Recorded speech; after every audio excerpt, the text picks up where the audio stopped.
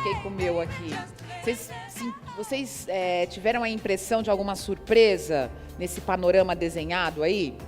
Alguma informação que mexeu com vocês, que vocês não tinham pensado?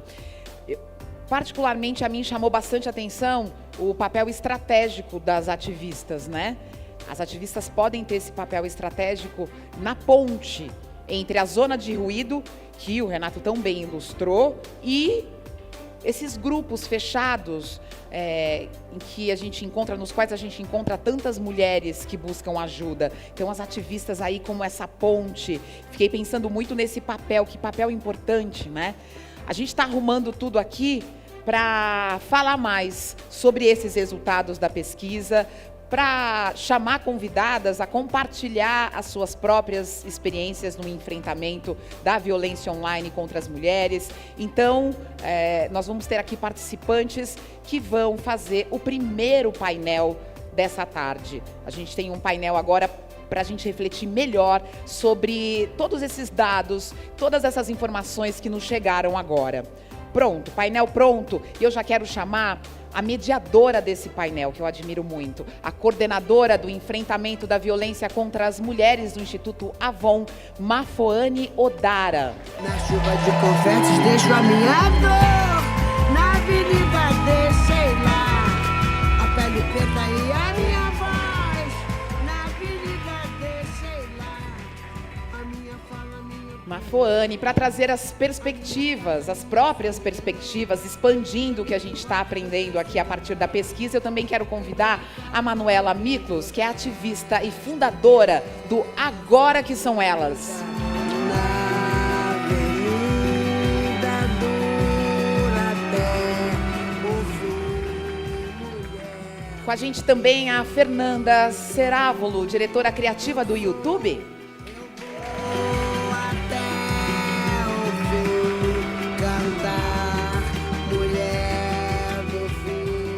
Nadine Gassman, representante do escritório da ONU Mulheres no Brasil. Na chuva de confetes deixo a minha dor, na avenida deixei lá, a pele preta E o Renato Dolce, que a gente já conhece aqui também.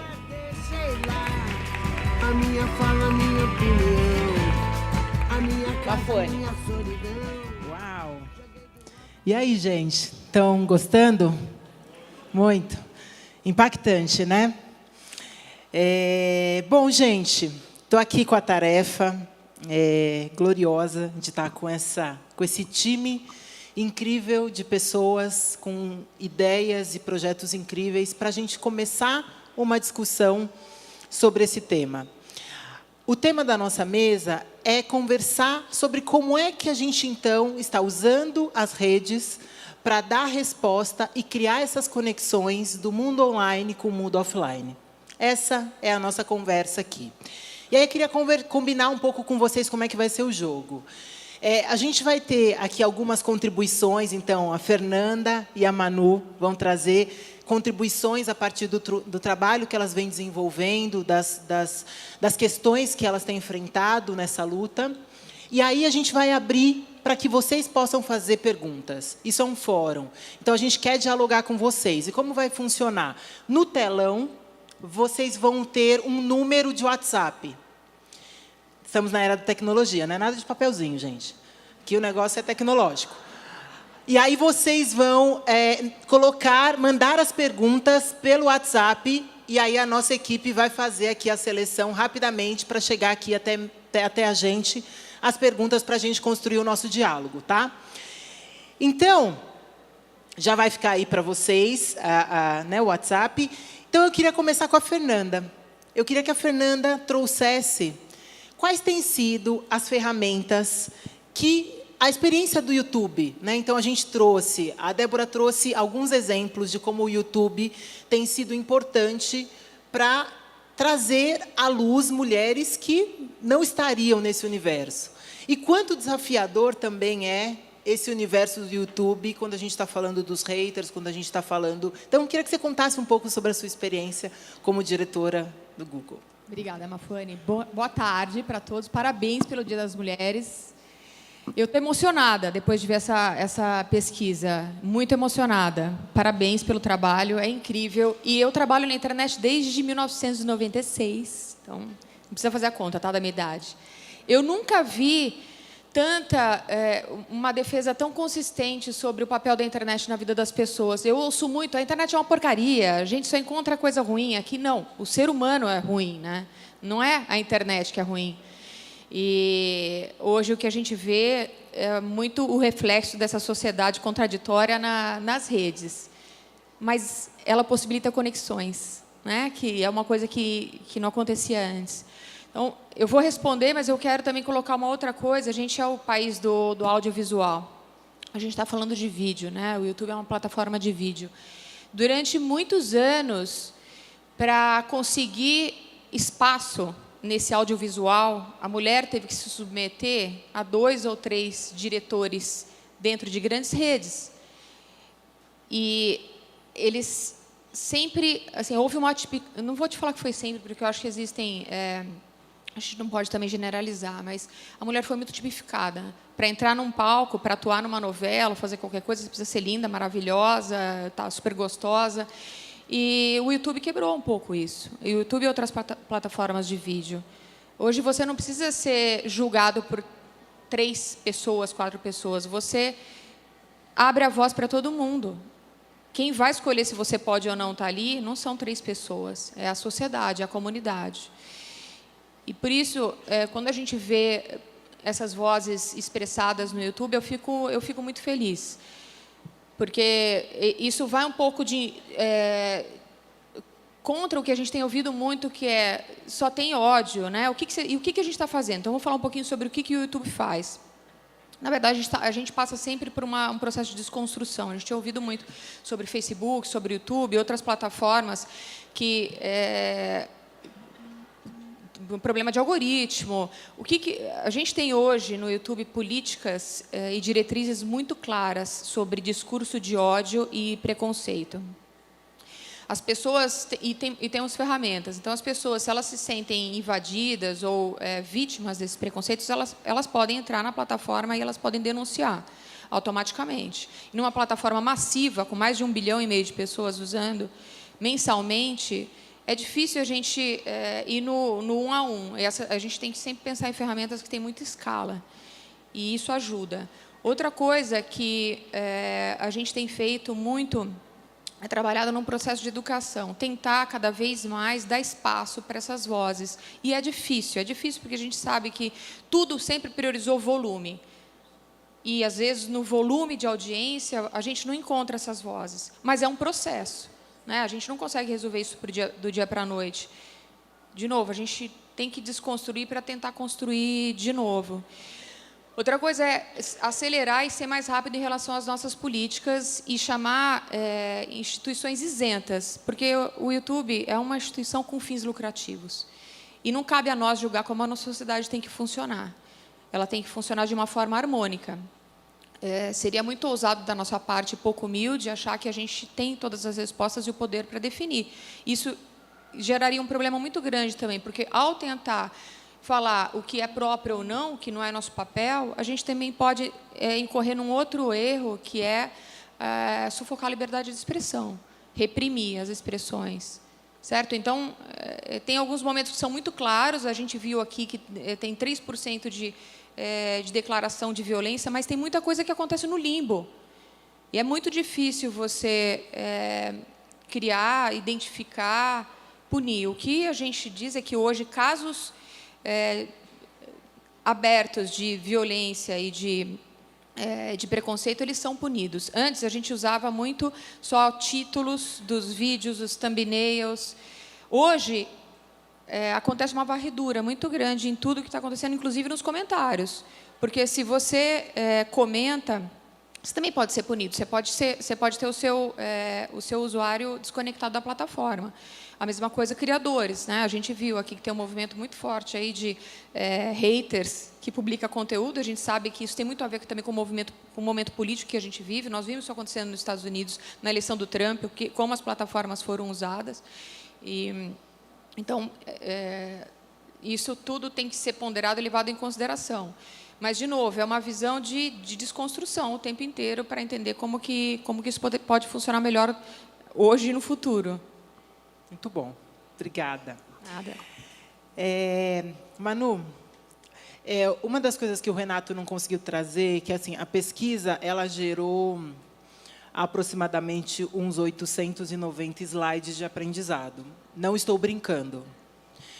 E aí a gente fez uma seleção do que trazer aqui para vocês. E uma das questões que a gente percebeu na pesquisa foi a relação das hashtags com a tecnologia. E quando a gente foi olhar as principais hashtags voltadas para essa discussão, mexeu com uma, mexeu com todas, foi a hashtag de longe com maior número de menções, chegando a 4 milhões de menções. Seguida do Me Too, Meu Primeiro Assédio e Chega de Fio-Fio, né, nessa ordem. E vocês tiveram um trabalho incrível de ser exatamente esse elo entre esse mundo online e o mundo offline, exatamente nessa discussão do Mexeu com uma, Mexeu com Todas, num caso específico. Eu queria que você trouxesse um pouco para a gente conversar como que é estar nesse lugar como ativista, sendo esse elo, e como qual é a importância de traduzir esse mundo online para esse mundo offline? Como é que você endereça isso? E quais são as melhores estratégias que vocês têm desenvolvido para falar sobre isso? Obrigada, Mafô. Obrigada a todos e todas. Muito feliz de passar esse dia, que é um dia tão complexo, né? Que mostra tanta coisa feita, tanta coisa por fazer, pensando sobre o que fazer com vocês. Bom, a gente, no Agora Que São Elas, que, enfim, é um movimento, é um coletivo, a gente tem, hoje em dia, tem um blog hospedado na Folha de São Paulo. A gente teve contato, no ano passado, com um desses muitos relatos que a pesquisa aponta sobre violência, um relato paradigmático, porque envolvia o ator protagonista da novela das 8 em cartaz naquele momento. E um caso paradigmático, para além disso, se isso já não fosse suficiente, porque era um caso de uma vítima que tinha procurado todo o auxílio disponível. Ela tinha ido em tudo que a empresa tinha para oferecer, ela tinha infinitas testemunhas, ela tinha um caso ali que era inquestionável de todas as pontas e ouviu de todo mundo: não dá para mexer com isso. Isso você guarda, calma, não. Espera a novela acabar, ou espera... Isso chegou para a gente num momento, e aí nós, como ativistas, eu me vejo absolutamente refletida nisso que a pesquisa coloca, chegou para a gente desta maneira: existe esse caso em silêncio e ela quer falar. Como é que a gente faz? A gente dá o maior espaço possível para ela. Esse caso segue sendo paradigmático porque... a gente descobriu, enquanto ativistas e todas as que estavam conectadas com esse caso, que tem um dia seguinte da denúncia. Tem o dia seguinte do Jornal Nacional. Embora a história que a gente sempre conte seja como que faz para fazer o Jornal Nacional parar e ter um momento e ter uma desculpa, para um momento de desculpas da instituição, como que faz para reverberar tanto, e a gente lutou muito para isso, também tem um dia seguinte disso, que é o resto da vida daquela vítima, de todas nós, a responsabilidade que a gente tem de ter conseguido fazer tanto é isso, fazer esse ruído é uma responsabilidade enorme, e as ativistas estão conscientes disso. E muito do que acontece depois, neste dia seguinte. Esse caso, ele continua sendo paradigmático, porque no dia seguinte a gente tinha que defender que aquela vítima não devia ser revitimizada. E o que isso significava? A gente fomos aprendendo junto com ela. era não ter a vontade dela violada novamente de nenhuma maneira. O que é que ela queria?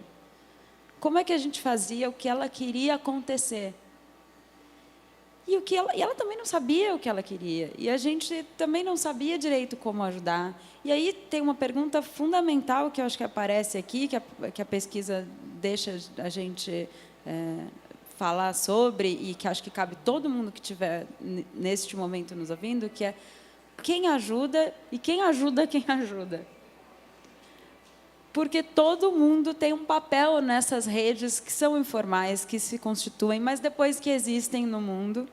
Porque tem esse momento de, então, como que a gente vai lidar com esta vítima que ganhou um espaço específico e que está sendo olhada, a trajetória dela, como ela vai ser cobrada, mas, por outro lado, como que todo mundo envolvido nesse caso vai virar expert nisso, voluntariamente ou involuntariamente, vai ser procurada por todas as mulheres que sentirem alguma vulnerabilidade, que de alguma maneira se encontram naquela vítima.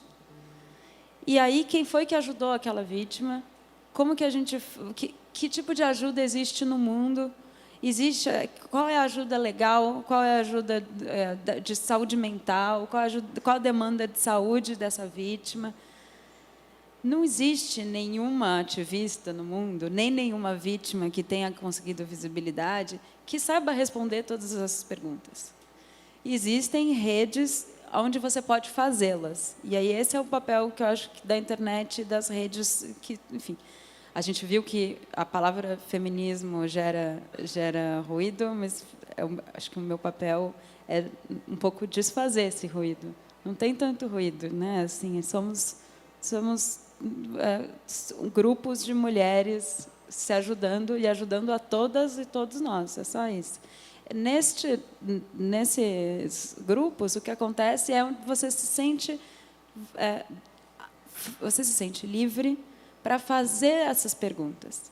Eu não sei se o meu caso é um caso de polícia, eu não sei se o meu caso é um caso para eu ir ao médico agora. Se eu for ao médico, eu estou indo à polícia, necessariamente, eu preciso da queixa. E aí são grupos que simplesmente escutam e respondem a isso e vão encaminhando. Eles vão encaminhando de um jeito também que o tanto quanto é possível, né? E essas redes informais têm um limite, óbvio. Se elas não forem ajudadas, se elas não forem apoiadas, se elas não forem mantidas, elas são um recurso que se autoconsome. E aí eu acho que o que é importante, para além disso, é essa ideia de que a vítima não pode, de jeito nenhum, ter a sua vontade, de alguma maneira, violada novamente. Ela tem que se sentir acolhida. Esses grupos fazem esse papel e não necessariamente a gente sabe o que significa isso para além dessa ideia. Mais do que isso, faça isso, diga aquilo, vá a tal lugar, procure, diz isso de novo, faz. A gente não vai saber. Cada caso vai ser um caso, mas a gente precisa reforçar os espaços em que as mulheres se sintam à vontade de fazer as perguntas sobre o seu caso. Hoje em dia, muito disso são essas redes online e o dia seguinte offline que a gente não consegue dar conta de explicar, porque são redes que em muito também precisam permanecer offline, que é essa a vocação, né, desse pedaço da rede. Nossa, muito legal, ótimo. Queria começar aqui com as... Obrigada. Já temos duas perguntas aqui, uma para a Fernanda e outra para o Renato. É possível, então para a Fernanda, é possível acionar diretamente o YouTube quando vídeos expõem vítimas, em especial os comentários, para que eles sejam retirados? E a segunda pergunta para o Renato é da Mariana Luz. Como homem, A pesquisa te surpreendeu, ajudou a refletir, a mudar algum pensamento sobre a violência contra as mulheres? Legal essa pergunta, Mari. A gente conversou bastante sobre isso, né? Então, vai ser legal você trazer. Bacana. Então, eu acho que é bacana, é isso. Eu acho que a ideia é um pouco a gente poder pensar de que lugar. Então, as perguntas ajudam a gente a olhar qual é o tamanho da responsabilidade que a gente tem, que canal a gente é e que responsabilidade a gente tem. Então, acho que quando a Manu traz essa pergunta, o que a gente faz no dia seguinte, tem uma resposta que nós, como empresas, as organizações como sociedade civil, as plataformas, né, os mecanismos internacionais para pensar porque a gente não está falando de Brasil, né, Nadine? Depois acho que você pode trazer esse panorama global. Essa não é uma discussão que a gente está vivendo só isoladamente no nosso país, né? Então acho que é um pouco desse lugar que é bacana que a gente fale. Então vai lá, Fernando, pode começar. Sim, o que acontece é que 400 horas de conteúdo sobem no YouTube por minuto, né? Então é um volume de conteúdo muito grande. O que a gente tem são esses sistemas para automaticamente tirar. O conteúdo, se ele é explicitamente pornográfico, dificilmente ele vai entrar, a não ser que e quando ele entra, porque está em algum site pornográfico, ele é tagueado. A gente tem hoje um sistema de avaliação humano e por ferramenta, eu vou falar em inglês, que eu odeio falar termo em inglês, mas é de machine learning, não sei como você falaria esse termo em português, que fica o tempo inteiro entendendo os algoritmos. E aí, é 100%, funciona 100%? Não, gente, não funciona 100% ainda. A gente tem uma questão hoje de um volume absurdo de informação, é por isso que existe o algoritmo aí para tentar dar uma balanceada. Mas as pessoas também, de novo, a gente está falando qual que é a índole das pessoas, elas entenderam como você hackeia esses algoritmos, né? De novo, a gente viu a questão das eleições. O que eu posso dizer para vocês é que sim, tem formas de denunciar, sim, os conteúdos depois que passam por uma análise eles caem.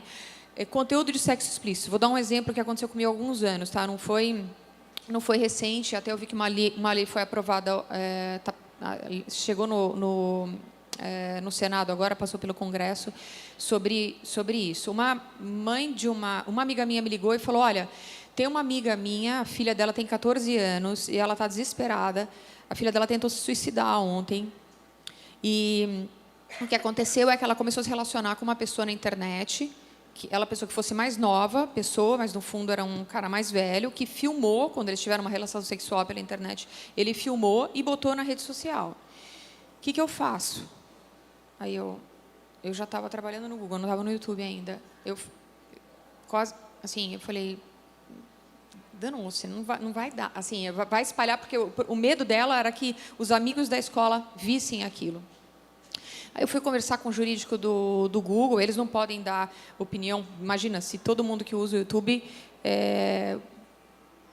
ligasse para a gente toda hora. Mas eles indicaram alguns advogados que estão acostumados a... Ele falou, olha, está no YouTube? Não está no YouTube, não era no YouTube, não tinha entrado no YouTube, até porque ele teria sido bloqueado. Mas estava num dos grandes sites pornográficos.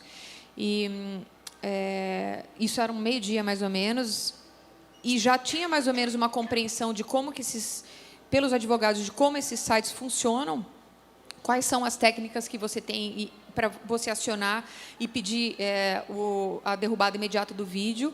Aí ela me ligou às 8 horas da noite e falou o conteúdo sair do ar antes dele ser divulgado. Então, isso, como eu falei, já faz um tempo. Eu acho que as coisas estão mudando agora para dois lados. Um é para que, se alguém mostrar teu peito uma vez na internet, é horrível, é uma violência. Mas eu não sei se sua vida vai acabar por causa disso, como aconteceu com as primeiras vítimas disso. A gente tem vários casos nos Estados Unidos de suicídio mesmo, de pessoas que passaram por isso, né? Então, a tendência, não pela... eu não estou querendo simplificar e nem tirar o peso que isso tem, porque eu acho que isso é muito sério. Mas hoje a gente tem leis, a gente começou a ter leis e punição e dar cadeia alguém fazer isso. Mas só para a gente tentar entender também até que ponto a gente pode acionar. A gente falou muito de advogado aqui, acho que tem um espaço tremendo para os advogados trabalharem e entrarem também nesse circuito, né? Mas é isso, acho que encerra. Vamos lá. A gente conversou bastante sobre isso mesmo, né? Acho que 2 pontos que me chamaram a atenção foi o primeiro, que eu nunca tive um contato muito claro com o debate relacionado às questões de assédio, violência, gênero, até um pouco mais por conta de eu ter estudado filosofia, sociais, essas discussões eram muito fortes na graduação. Mas 2 coisas que me chamaram a atenção. A primeira, quando a gente começou a minerar os perfis dos haters, e aí a gente olha assim, são brancos, de classe mais alta, escolarizados, quase todos com ensino superior completo, e é a hora que você começa a falar assim, são as pessoas que você conhece, que estão do seu lado, que são seus amigos, que estão no seu grupo de WhatsApp mandando um monte de besteira. E eu me lembro muito de um termo que o Michel Foucault usa no livro dele, que são os pequenos fascismos do dia a dia. E eu me lembrei automaticamente disso. Assim, acho que o mais legal para mim, o que mais mudou, foi exatamente o fato de que você começa a perceber com mais intensidade esses pequenos fascismos acontecendo do seu lado. E, principalmente, que o homem acaba tendo um papel relevante também com os outros homens, porque os homens se escutam muito, eles levam muito em consideração a opinião do outro. A gente percebeu isso muito no debate digital. Quando um homem vira para o outro e fala, você é babaca fazendo isso, essa força é muito grande, porque ele não quer ficar mal com o parça, com o amigo. Então, isso é gigante dentro desse debate. Quando você vira para o seu amigo do seu grupo, que você fala, não, é brincadeira, e aí entra naquela lógica de, não, vamos relativizar, isso não é assédio, é besteira, é piada do grupo, e você manda assim, você é um babaca, isso muda. E aconteceu bastante comigo nesses últimos tempos. Hoje mesmo, um dos meus grupos de WhatsApp, eu recebi umas 10 ou 15 piadas extremamente absurdas sobre Dia Internacional da Mulher. E elas estão rodando na internet, dessa forma. E quando você fala para o cara, então, você é um imbecil, é impressionante que, assim, primeiro que ninguém mais falou no meu grupo. Eu acho que eu acabei com o grupo hoje.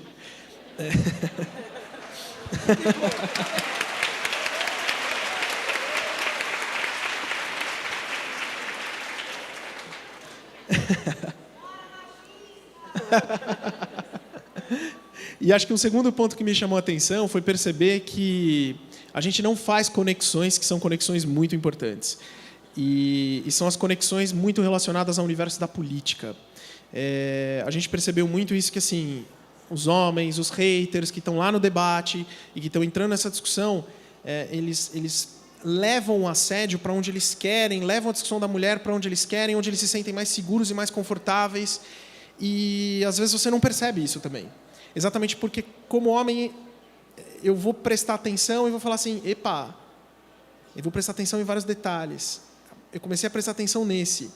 O assunto da mulher, ele sempre é trazido dentro de alguns debates de candidatos de extrema-direita que estão crescendo dentro do ambiente político brasileiro. Agora, um ponto importante é a gente começar a perceber isso e falar assim, então, começa a esvaziar esse discurso. Porque a gente esquece que ele está vestido de política, mas, na realidade, ele está cheio de preconceito. E eu acho que aí é a força que o digital também pode ajudar. A falar assim, você não está falando de política, você não está falando de economia, você não está falando de trabalho, você está falando de machismo, você está sendo misógino. E tirar essa capa é um dos pontos que começou a me chamar mais atenção, exatamente porque boa parte do meu trabalho envolve olhar para os assuntos públicos dentro do digital. E quando a gente olha para esses assuntos públicos e vê que eles estão travestidos de outras coisas, aí eu acho que isso ajuda bastante e nos dá mais facilidade para conseguir lidar e enfrentar esses assuntos. Muito bom, obrigada. Nadine, para você. Como você gostaria que o Brasil estivesse em 2030, em relação à igualdade de gênero, à liberdade feminina? Como o digital pode ajudar ou atrapalhar nisso? Manu, tem 2 perguntas para você. Como as redes podem ajudar em caso de assédio no trabalho? A exposição pode causar uma demissão. O que devemos fazer quando alguém, uma mulher, sofre uma tentativa de homicídio? Fui na delegacia e o delegado disse que era mais fácil prender por pensão do que por agressão. E aí uma pergunta, essa é para a gente, como é que o Fórum Fale Sem Medo pode conectar todas as organizações presentes? Vamos pensar numa forma, não sei, mas vamos pensar de um jeito de conectar todo mundo que está aqui. Tá? Vai lá, Nadine. Bom, Eu acho importante responder essa pergunta não com o que eu gostaria para o Brasil para 2030, mas pelo que o Brasil tem se comprometido para ter 2030. Eu acho que o mundo em geral e o Brasil em particular tem assinado a Agenda 2030, os Objetivos de Desenvolvimento Sustentável, que são 17 objetivos. Um é sobre igualdade de gênero e empoderamento, uma meta específica para eliminar a violência, todos os tipos da violência contra todas as mulheres e meninas. Então, é um comprometimento do Estado brasileiro com o desenvolvimento sustentável. E é uma plataforma que fala de levar a humanidade a outro patamar. O patamar da sustentabilidade, mas não só a sustentabilidade ambiental, que era o que a gente falava, a sustentabilidade social, econômica e ambiental, e que engaja a todo mundo, a todas e a todos. O setor público, e a gente não tem falado o suficiente do setor público, que tem uma responsabilidade enorme no enfrentamento à violência, na resposta a vítimas, a isso de que fazer. Tem serviços, tem redes de atendimentos, tem essa responsabilização do setor público em dar uma resposta efetiva para as vítimas. Tem uma responsabilidade enorme do setor educativo de educar para a igualdade, de educar para que homens e mulheres sejam tratados da mesma maneira e para não promover estes discursos de ódio, estas ideias de que está ótimo, as mulheres são lindas, maravilhosas, mas está bom. Não? Eu fico chocada com a notícia de ontem que as mulheres no Brasil estudam mais, trabalham mais e ganham menos. E ninguém pode me dizer por quê, exatamente. Então, temos uma agenda global que tem um tempo de caducidade. Eu acho isso muito importante. Por isso, o tema de acelerar é tão importante. Tem uma responsabilidade do setor público e do setor privado e, obviamente, o ativismo de mulheres e homens para lograr esse mundo é muito importante. As redes são uma ferramenta importantíssima para debater, para denunciar. Eu vou falar ainda com o Fernando, porque eu acho que isso que você chama ruído, é ruído e tem uma parte core, como a Manu falava, que é quando a gente discute de igualdade, de feminismo, a gente está falando da real, do que tem que acontecer. Então, esse é o rol das redes e é um potencial enorme para trazer todas essas mulheres para falar do que está falar sem medo mesmo. Muito bom, obrigada, Nadine. Renato, você acabou de sair de um grupo de WhatsApp, a gente vai criar outro agora.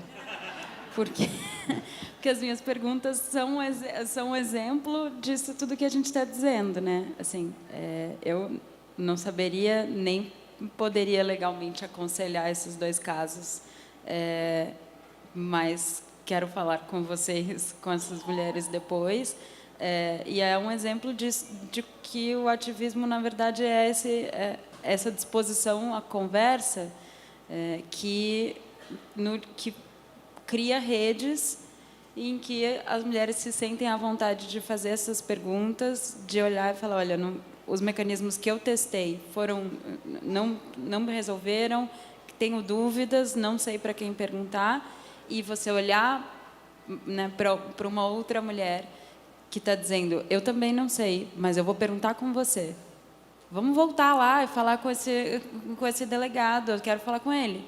Eu quero ir junto com essa pessoa e ele vai ter que dizer isso para duas de nós. Mas aí no dia seguinte, não sei se a gente vai todas juntas ou se a gente vai... Criou-se uma rede e a gente vai nós duas, em todos os delegados, até a gente vai ter que lidar com o fato de qual é a estrutura que a gente tem. E é assim que a oportunidade dessas perguntas chegarem na frente de vocês ao vivo é um momento da gente olhar, todos nós, enquanto comunidade, e perceber em tempo real como é que tudo isso que está sendo dito com números ganha corpo. Como isso se materializa? Com alguém disposto a ouvir, muitas perguntas de todos os lados e um monte de mulheres dizendo: não sabemos as respostas, mas a gente vai procurar elas juntas. E uma necessidade gigante de apoiar essas mulheres nessa busca conjunta de respostas. Uau, muito bom. Gente, a conversa está boa, mas eu estava aqui brigando com o moço que estava aqui falando para eu parar, mas ele disse que eu tenho que acabar. Não, eu vou fazer de novo, porque eu gostei. Então, gente, olha, eu estava aqui brigando com o moço, porque ele disse que eu tinha que parar, né, gente?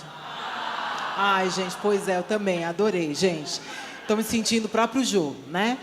É o seguinte, gente, tem mais perguntas. E aí, tem mais perguntas que chegaram. E aí, o que a gente quer fazer é endereçar essas perguntas para quem vocês fizeram. Para que a gente, de fato... A gente quis fazer perguntas exatamente. Isso não é uma resposta que você tem que dar. É uma resposta que nós, como sociedade, precisamos dar. Né? Então, ficam aí essas perguntas. Tem outras perguntas. Então, agora a gente vai ter um intervalo. Então, dá para a gente procurar as pessoas e poder fazer essas perguntas. Mas eu queria só fazer uma última colocação. Eu estava vindo para o palco e uma moça me parou ali atrás. Essa moça, a Débora, estava apresentando os casos. E ela apresentou um caso, que é o caso dessa moça. E ela veio falar comigo e ela disse: eu quero falar. Porque eu só estou aqui porque as redes me ajudaram a eu não ser morta e eu não me matar. E eu quero contar para vocês, porque eu estou muito emocionada. Quando ela contou, eu reconheci, eu estou arrepiada. Então, assim, eu só quero dar esse espaço, porque é disso que a gente está falando. A gente está falando de dar voz para essas mulheres. Ana Lúcia, cadê você?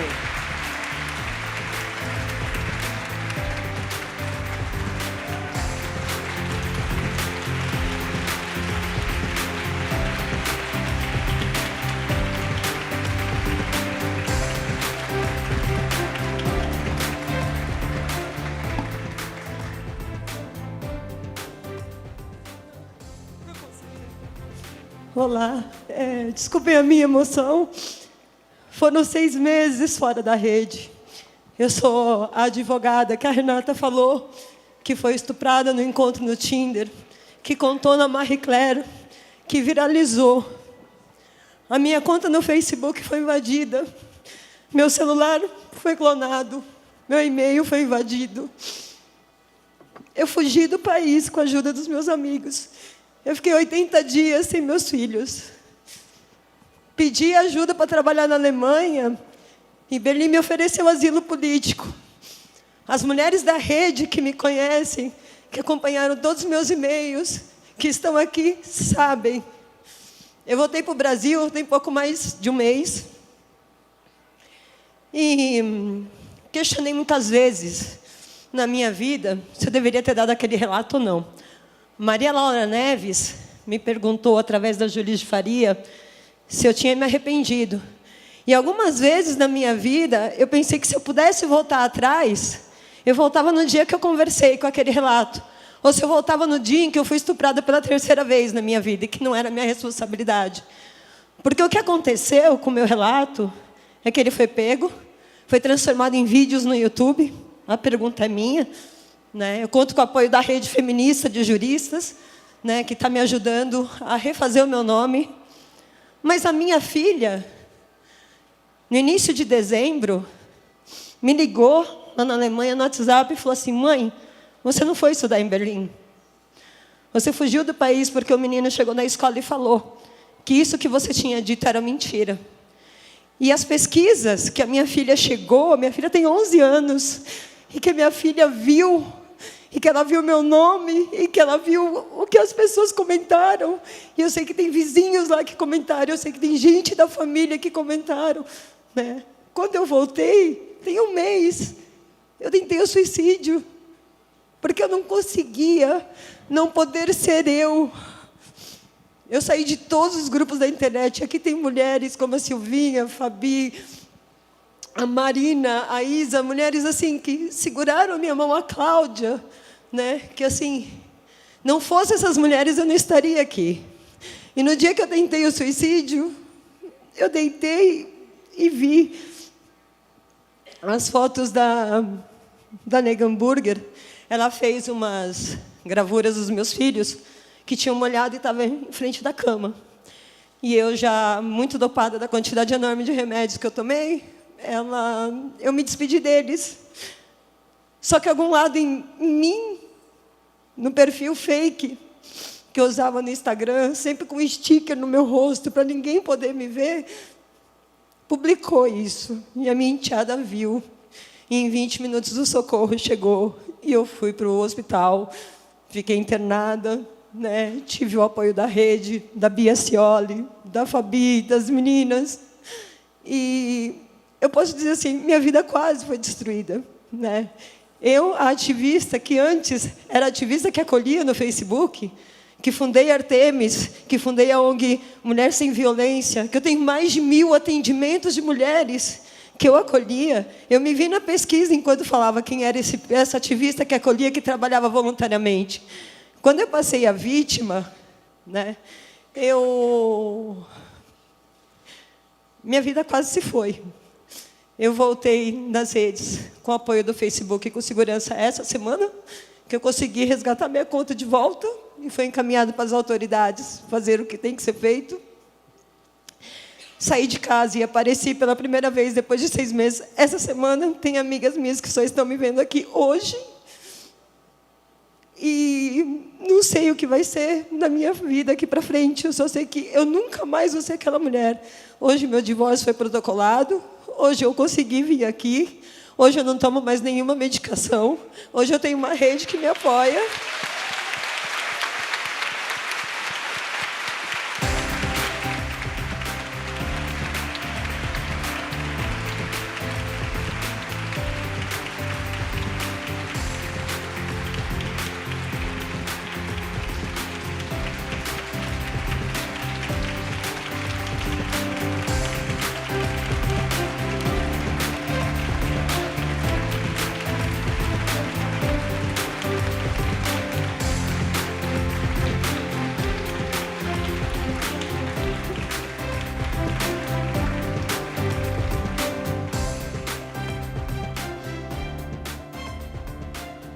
Entendi o que eu vim fazer aqui. Não silenciar, ainda que custe quase a minha vida. Pela minha filha, pelas minhas amigas, pelas mulheres. Não silenciar nunca. E se uma mulher contar o relato dela, por favor, não fale. Você não deveria ter aberto a porta. Nunca fale, nunca fale. Seja aquela mulher que cuide, que vá na delegacia, que vá no hospital, né? Que fica em silêncio esperando assim, amiga, eu estou aqui, esse é o telefone da minha casa, vem passar o final de semana comigo, que eu estou aqui. Que foi o que eu recebi. Não fosse isso, eu não estaria viva. Obrigada, assim.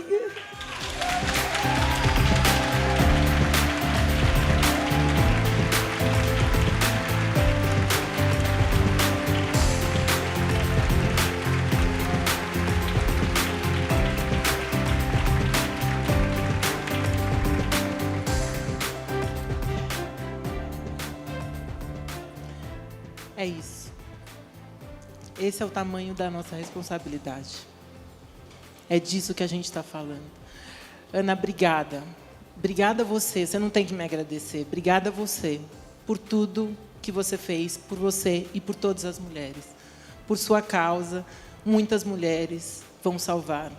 É isso. Histórias mudam histórias. Então, muito obrigada. Encerramos, gente. Quero agradecer Renato, Nadine, Fernanda, Manu, pessoas que a gente admira e que estão no nosso coração e que nos ajudam a construir esse mundo que a gente acredita. A gente vai chegar num mundo onde as mulheres não sofram mais violência. É disso que a gente quer e é isso que a gente acredita. Vamos juntas e vamos juntos, porque só assim a gente vai chegar lá.